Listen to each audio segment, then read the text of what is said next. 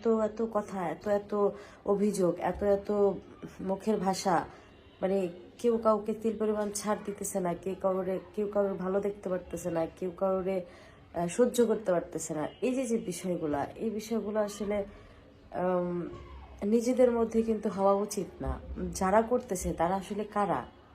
তারা কিন্তু আমাদেরই পরিবারের মানুষ, আমাদেরই নিজেদের লোক। এখন নিজেদের মধ্যে যদি মানুষ এইভাবে কাদা ছোড়াছুড়ি করে, সেটা আসলে কতটুকু সৌন্দর্য বয়ে আনে আমি আসলে এটা ভাইবা পাই না। নিজেদের মধ্যে ঝামেলা শুরু হয়ে যাবে।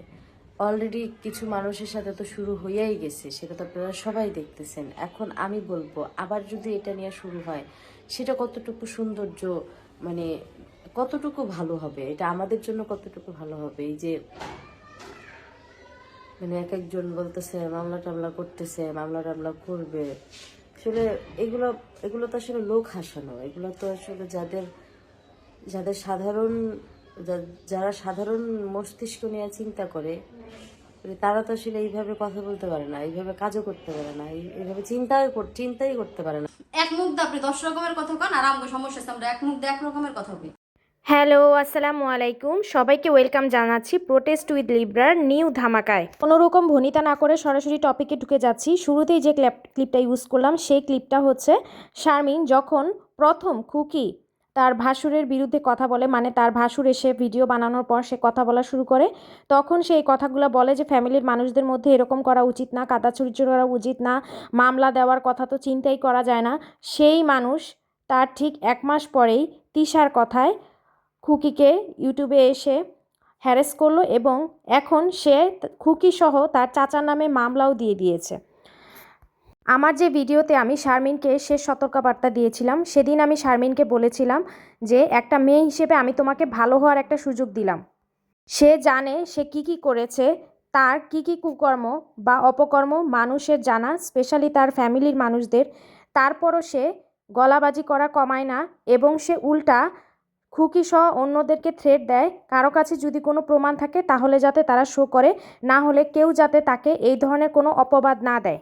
সব কিছু জেনেও আমি কিন্তু চুপ ছিলাম এবং তাকে বলেছিলাম যে তুমি খুকিকে নিয়ে কোনো ক্যাপশন দিও না, ভিডিওতে আকার ইঙ্গিতপূর্ণ কোনো কথা বলো না। তারপরে তার লাস্ট 2টা ভিডিওতে সে খুকিকে ইঙ্গিত করলেও সে দেখিয়েছে সে তার নিজের কথা বলছে, তার জন্য আমি তাকে ওইভাবে ঘাটিনি। কিন্তু এখন আমি তার একটা কথা শুনে আমার এত পরিমাণে মানে তার প্রতি আমার ক্ষোভ জন্মেছে। আপনারা সবাই জানেন শারমিনের ভাই বিল্লাল, উনি একজন অসুস্থ মানুষ। তো ওদের ফ্যামিলির সবারই ওর প্রতি একটা সফট কর্নার আছে, খুকিরও ছিল। তো সেক্ষেত্রে বিল্লাল যখন জমি কিনতে যায় কয় মাস আগে, তখন খুকির মাধ্যমে সে কিস্তি তুলে এবং তার বোনের মাধ্যমেও সে কিস্তি তুলে। তো ওর বোন ওর কিস্তিগুলো শোধ করছিল আর খুকি বিল্লালের কাছ থেকে টাকা নিয়ে কিস্তি শোধ করছিল। কিন্তু খুকি যখন বাড়ি থেকে বের হয়ে চলে আসে সেই মুহূর্তে তার পরপরই বিল্লালের হয়তোবা কোনো একটা ফাইন্যান্সিয়াল প্রবলেমের কারণে সে কিস্তির টাকাটা দিতে পারেনি। তখন খুকি শারমিনকে ফোন দিয়ে বলে যে তোমার ভাই তো কিস্তির টাকা দিতে পারছে না, তাহলে তুমি দাও। তখন শারমিন বলে যে ঠিক আছে আমি দিচ্ছি, কিন্তু এই টাকাটা আমারও লাগবে, আমারও কিস্তির টাকা শোধ দেওয়া লাগবে। তো আপনি যদি ভাই দেয় তো ভাইয়ের থেকে নিয়ে আমাকে দিয়েন, না হলে আপনি আমাকে আবার দিয়ে দিয়েন। তখন খুকি বলেছে ঠিক আছে। তারপরে কিন্তু এরই মধ্যে দুজনের মধ্যে সম্পর্কের অবনতি হয়। সে সম্পর্কের অবনতি হওয়ার পেছনেও তিশার প্রত্যক্ষ হাত আছে। তিশা তার একটি ভিডিওতে বলে যে শারমিন তাকে ভিডিও কলে দেখাচ্ছিল যে খুকি তাকে কিভাবে অকথ্য ভাষায় গালাগালি করছিল। সেই গালাগালি করার রিজনটা হচ্ছে তিশা তার মাকে অপমান করে পাবনা যাওয়ার উদ্দেশ্যে রওনা দিয়ে দিয়েছে। তখন খুকি সেটা সহ্য করতে পারেনি, বাড়িতে এসে যখন দেখে যে তার মা কান্না করছে, তখন সে সেটা সহ্য করতে পারেনি। তখন সে তিশা সহ অন্যান্যদেরকে গালিগালাজ করছিল। তো এইটা হচ্ছে শারমিন ভিডিও কলে দেখাচ্ছিল। তো একটা মানুষের যখন অনেক রাগ আর ক্ষোভ থাকে, সে স্বাভাবিকভাবেই চিল্লাচিল্লি করে এবং তাদের লোকাল ভাষায় গালিগালাজ করে, এটা খুবই স্বাভাবিক আমি মনে করি। তো সেটা তো সে যেহেতু তখন উত্তেজনার মুহূর্তে ছিল, এটা ভিডিও কলে দেখানো শারমিনের উচিত হয়নি এবং সে কিন্তু তখন খুকির কাছ থেকে কোনো পারমিশন নেয়নি। তো খুকি যখন তিশার ওই ভিডিওর মাধ্যমে জানতে পারলো, তিশা যখন ভিডিওতে বলেছিল যে কিভাবে ঝগড়া লাগলো এবং কে তাকে কি বলেছে, তখন খুকি জানতে পারলো যে শারমিন ভিডিও কলে তিশাকে এগুলো দেখিয়েছে।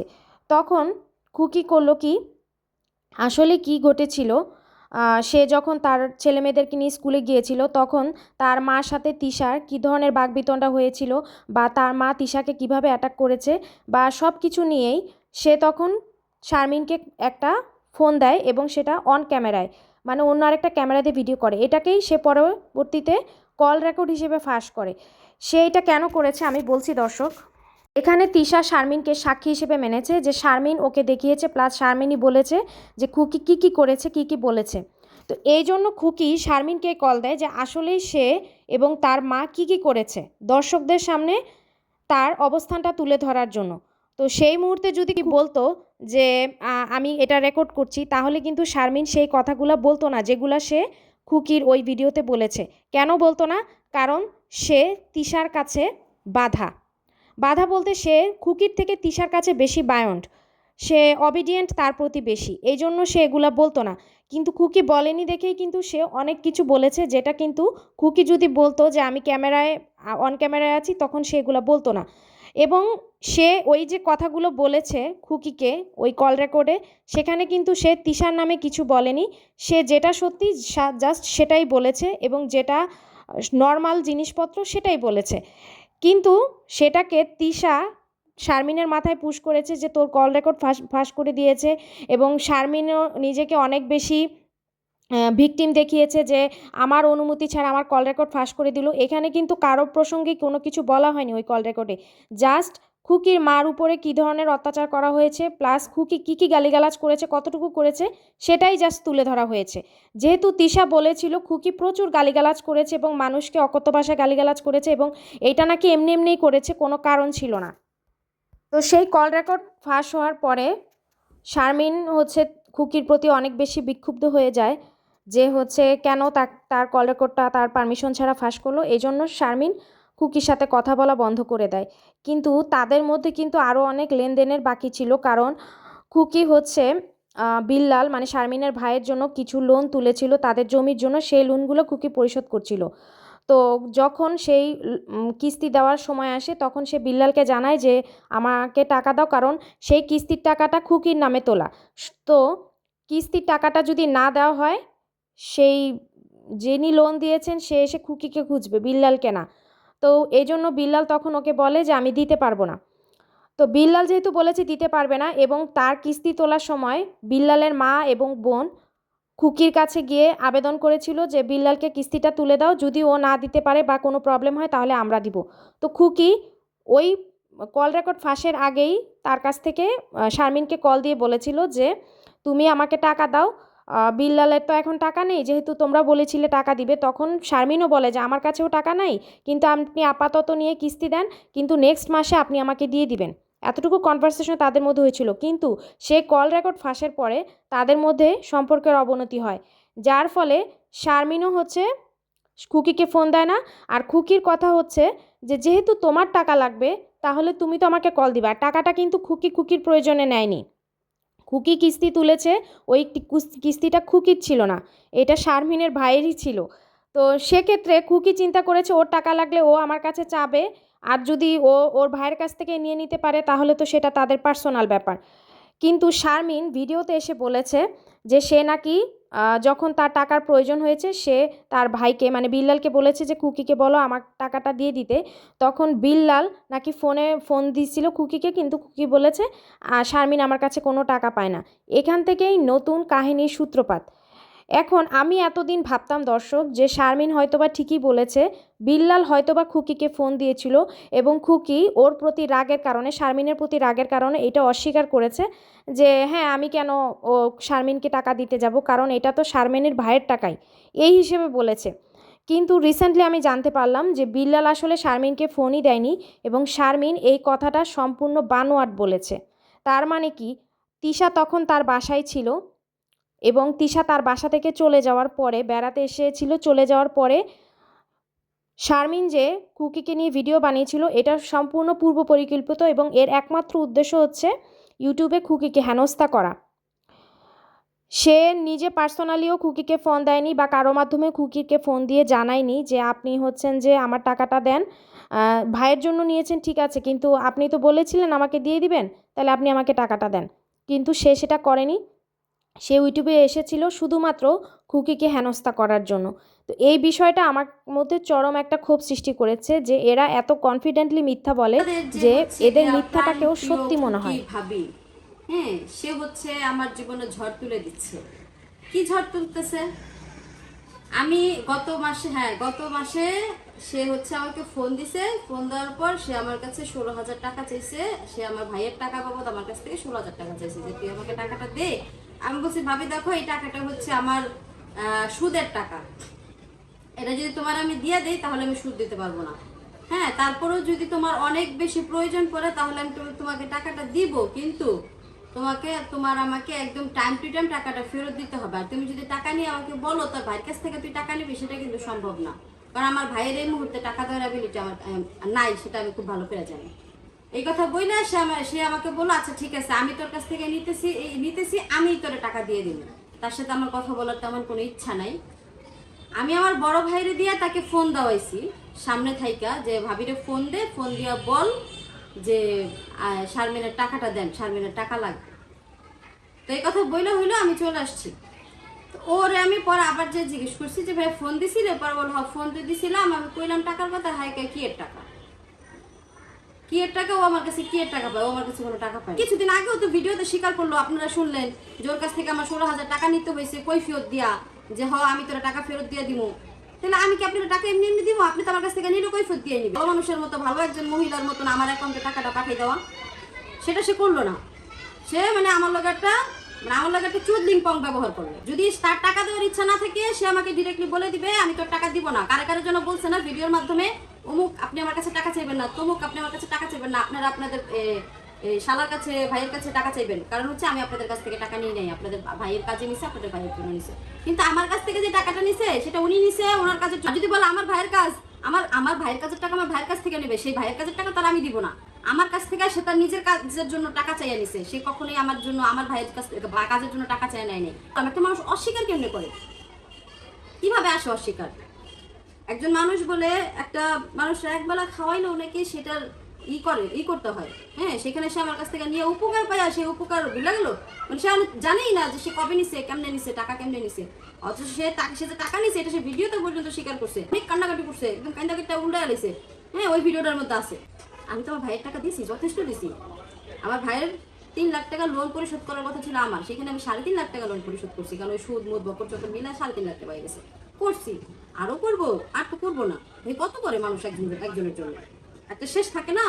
তো দর্শক, এটা ছিল শারমিনের একদম ফার্স্ট ভিডিও। তো যেই ভিডিওতে সে হচ্ছে খুকি তাকে টাকা দেয়নি এই সম্পর্কে বলে, তার অ্যাটিটিউড এবং কথাবার্তার ধরনগুলো একটু দেখেন। সে মনে হচ্ছে যে আগে থেকেই খুকির উপর তার অনেক বেশি মানে হচ্ছে এক ধরনের প্রচণ্ড ক্ষোভ জন্মে আছে। তো এই জন্য সে মানে এরকম আছে না যে উনি তো আমার ভাইয়ের জন্যই নিয়েছে, বা টাকাটা তো ওনার পার্সোনালি আসার দরকার না, কারণ ওইটা আমার ভাইয়েরই পরিশোধ করার কথা। তো যেহেতু আমরা বলেছিলাম যে আমার ভাইয়ের টাকা আমি দিব, তাই জন্য উনি নিয়েছেন। কিন্তু ওনার সাথে আমার সম্পর্ক নষ্ট বা খারাপ হওয়ার কারণে আমি ওনার কাছে চাইনি, আমার ভাইয়ের কাছে বলেছিলাম। ধরে নিলাম সে তখন বলেছে যে তার ভাইয়ের কাছে নাকি ও বলেছিল, এবং তার ভাই নাকি খুকিকে কলও দিয়েছিল। তারপরে খুকি অস্বীকার করায় সে এই ভিডিওটা বানায়। তারপরেও কিন্তু তার এতটা মানে বিক্ষুব্ধ হয়ে বা এতটা ব্যঙ্গ বা মানে এত মানে অ্যাগ্রেসিভ হয়ে ভিডিও করার কিছু ছিল না, ঠিক আছে? তো কিন্তু সে করেছে। কেন করেছে? কারণ এখানে তিশার হাত আছে। আপনারা দেখবেন ভিডিওতে কিন্তু সে এটাও বলছে যে আপনি তো বলেছেন যে আমি বাড়ি করার জন্য আরও যাদের কাছ থেকে টাকা ধার করেছি এগুলো আমার হাজব্যান্ড দিবে, কেউ আমার কাছে টাকা চাবে না। আসলেই তো তার হাজব্যান্ডই দেওয়ার কথা, তাই না? কারণ সবাই বলছে যে আমার টাকায় বাড়ি করছে, আমার টাকায় বাড়ি করছে। খুকিকে ইঙ্গিত করে বলছে যে হচ্ছে এটা কি তোমার টাকার বাড়ি কিনা। তো বাড়িটা খুকির টাকার না হোক, তাহলে এখন যাদের কাছ থেকে সে টাকা ধার করেছে এটা অবশ্যই তার হাজব্যান্ড পরিশোধ করবে। খুকির তো দায়িত্ব না যে তার হাজব্যান্ডের টাকার বাড়ি পরিশোধ করা, সেটা খুকির। তোমার যেমন তোমার টাকা তোমার, তো খুকিও তো এরকম বলতে পারে যে ঠিক আছে আমি টাকা দিব না, এই টাকা আমার হাজব্যান্ড পরিশোধ করবে। সেই কথা কেন তুমি এসে বলছো? এই কথাগুলো তো তোমাকে অবশ্যই কেউ বলতে বলেছে, তাই না? তো সে যে তার ভাইয়ের জন্য তার সংসার ছেড়ে এসেছে সেটাও কিন্তু সে তার ভিডিওতে কয়েকবার স্বীকার করেছে। আপনি যে কিছু কইবেন না, আপনি বাকিটা ধুইছেন কি এটা আমারে কোন? ভাইয়ের টাকার লিগা জামাই বাড়ির থেকে আয়া পড়ছি, কই তো হালাইছেন? বাকি রাখছেন কিছু? আর কি বাকি রাখছেন কোন? আর কি বাকি আছে আমার? এতটুকুই তো বাকি আছিল। আমি কি কারণে আইছি কেউ জানতো না, এটা আপনি সবাই জানাই দিলেন। ভাইয়ের টাকার লিগে আয় পড়ছি, ভাইয়ের টাকা ওই জায়গায় বই আমি পরিশোধ করতে পারতেছিলাম না। আমার জামাই দিতাছিল না আমারে পরিশোধ করতে, কষ্ট হইতেছিল। আমার জামাই কষ্ট লাগতেছিল যে আমার বোর ইনকামের টাকা সব মানুষের পিছনে যাইতেছে, এটা তার কষ্ট লাগতেছিল, আমি পারতেছিলাম না, এই জন্য আয়া পড়ছি। আয়া পরে আর কি আছে? এখানে সে খুকিকে খুবই অ্যাগ্রেসিভভাবে কথা বলছে এবং বলছে যে হ্যাঁ সে অনেক কিছু বলেছে, খুকি তার নামে অনেক কিছু বলেছে। খুকি তার নামে কেন অনেক কিছু বলবে না? সে নিজেই বলেছে যে সে তার চ্যানেল যখন গ্রোয়িং আপ ছিল তখন সে মিমের সাথে মিল দিয়ে তাদের বাড়ি যে ভিডিও বানাতো যাতে তার চ্যানেলটা দাঁড়িয়ে যায়। তখন সে কার বাসায় যেয়ে থাকতো? তখন তো আর ওদের বাড়ি ছিল না, তখন ছিল মিজানের বাড়ি। তার চাচার বাড়ি তো আর এখন আর ওইটা নেই, ওটা মিজানের বাড়ি। তো সেই মিজানের বাড়িতে যখন সে যায় সে কার কাছে থাকতো? তাহলে সে কিভাবে খুকির থেকে কোনো অনুগ্রহ নেয়নি? মিম তো ম্যাক্সিমাম টাইমে বাবার বাড়িতেই থাকতো এবং এখনও থাকে। তো তখন যে সে যেত, সে কিভাবে অনুগ্রহ নেয়নি? তো তার বিনিময়ে হোক একটা জিনিস তো খুব সুন্দরভাবেও সমাধান করা যেত, কিন্তু এখানে শারমিনের উদ্দেশ্যই ছিল তিশার কথায় খুকিকে ইউটিউবে এসে হিউমিলিয়েট করা। সে বলছে সে কত টাকা শোধ করবে তার ভাইয়ের জন্য। সে তার ভাইয়ের জন্য একবার 3 লাখ টাকা নিজে দিয়েছে, আবার 3 লাখ টাকার ঋণ তুলে টোটাল 3.5 লাখ টাকা ওইখানে দিয়েছে। সেটা সে তার ভাইয়ের জন্য দিয়েছে। তার ভাইয়ের জন্য যদি সে তার হাজব্যান্ডকে ডিভোর্স দিয়ে চলে আসতে পারে, তো সেইখানে তার ভাইয়েরই আরেকটা ঋণ, যেই ঋণের জামানত তারাই নিয়েছে যে তার ভাই না দিতে পারলে তারা দিবে, সেটা খুকি তার কাছে চেয়েছে। সে বলেছে তার কাছে এখন টাকা নেই, কিন্তু আপাতত সে দিতে পারে। তো সেই হিসেবে সে দিয়েছে। এটাতে কিন্তু খুকির কোনো পার্সোনাল উদ্দেশ্যে সে টাকাটা নেয়নি। তো সেইখানে সে ইউটিউবে এসে খুকিকে এমনভাবে হেনস্থা করার পিছনে কার হাত আছে? দর্শক আপনারাই বলেন। সেখানে সে বিল্লালকে কিন্তু ফোন দিয়ে বলেও নি যে খুকি ভাবি আপনি নাকি হচ্ছে শারমিনের কাছ থেকে টাকা নিয়েছেন। এটা কিন্তু বিল্লাল খুকিকে ফোন দিয়ে বলেনি। খুকিকে টোটালি অজানা রেখে তারা হচ্ছে, শারমিন হচ্ছে তিশার প্ররোচনায়, এখানে প্ররোচনা বলবো না, মানে তিশার নির্দেশেই এই ইউটিউবে এসে খুকিকে হেনস্থা করলো এবং দেখাতে চেষ্টা করলো যে খুকির সাথে আসলে সবারই লাগে এবং খুকি ভালো মানুষ না, খুকি সবার সাথেই ঝামেলা করে। তো দর্শক, আমি এই ভিডিওর লাস্টে খুকির সাথে একজনের, তাদের পরিবারের একজনের অডিও কল হচ্ছে রেকর্ড দিচ্ছি এবং তার অনুরোধে আমি তার কথোপকথনে তার যে পার্টটুকু সেটা দিইনি, খুকির অংশটুকু রেখেছি। তো সেখানে আপনারা দেখতে পারবেন যে বিল্লাল আসলেই খুকিকে কল দেয়নি এবং খুকি জানতোই না যে শারমিনের টাকা লাগবে। খুকি ভেবেছে যেহেতু শারমিনের সাথে তার সম্পর্ক খারাপ, সে কোনোভাবে ম্যানেজ করেছে অথবা বিল্লালের কাছ থেকে সে নিয়ে নিবে, কারণ টাকাটা খুকি বিল্লালের উদ্দেশ্যেই নিয়েছিল। শুধু এই কারণেই শারমিনের উপরে যে আমার ক্ষোভ জমেছে তা না, আরও রিসেন্টলি আমি আরও অনেক কিছু জানতে পেরেছি। তো সাধারণভাবে আমরা কি জানি যে একটা সে যেভাবে ভিকটিম সাজে, যে একটা এতিম আর ডিভোর্সির মেয়ের যেই রূপটা আমরা চোখে কল্পনা করি, সেই রূপটা কিন্তু ওর মধ্যে নেই। সে যদি এতিম হয়ে থাকে, তার মা এবং বড় ভাই কিন্তু এখনও জীবিত। সেই হিসেবে তার গার্ডিয়ান তার মা এবং তার বড় ভাই, কিন্তু তার বাবা মারা যাওয়ার 6 মাসের মাথায় সে একা একা দেশের বাইরে চলে যায়। তখন তার মা আর ভাই তাকে কেন জিজ্ঞেস করেনি যে সে কোথায় যাচ্ছে এবং তাকে কেন কন্ট্রোল করেনি? একটা এতিম অথবা ডিভোর্সি মেয়ে সে যদি আসলেই অসহায় হয়ে থাকতো, সে অন্য কোনো ঝামেলায় যেত না।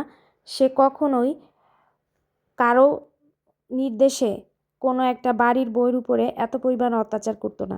সে নিজেও নাকি একসময় একটা প্রবাসীর বউ ছিল, তাহলে সে কিভাবে খুকির উপরে এই কাজগুলো করতে পারলো? যেখানে সে ইচ্ছা করলেই বিবাদটা খুব সহজে মীমাংসা করতে পারতো, অথবা সে যদি টাকা নাও চাইতো তার কিন্তু কোনো আফসোস থাকতো না, কারণ ওইটা তার ভাইয়েরই দেওয়ার কথা ছিল। কিন্তু সে থাম্বনেল এবং টাইটেলে বলেছে খুকি চিটারি করে টাকা নিয়েছে, খুকি জালিয়াতি করেছে। দর্শক, নেক্সট ভিডিওতে আমি শারমিনের দেশের বাইরে যাওয়ার উদ্দেশ্য এবং কি মানে সে দেশের বাইরে যাওয়ার আগে কি করেছে এবং কার সাথে গিয়ে দেশের বাইরে ছিল, এবং সে আমাদেরকে যেই থ্রেট দিয়েছে যে আমাদের কাছে যদি কোনো প্রমাণ থাকে বা আমরা যদি কোনো এভিডেন্স দেখাতে পারি সেগুলো যাতে শো করি।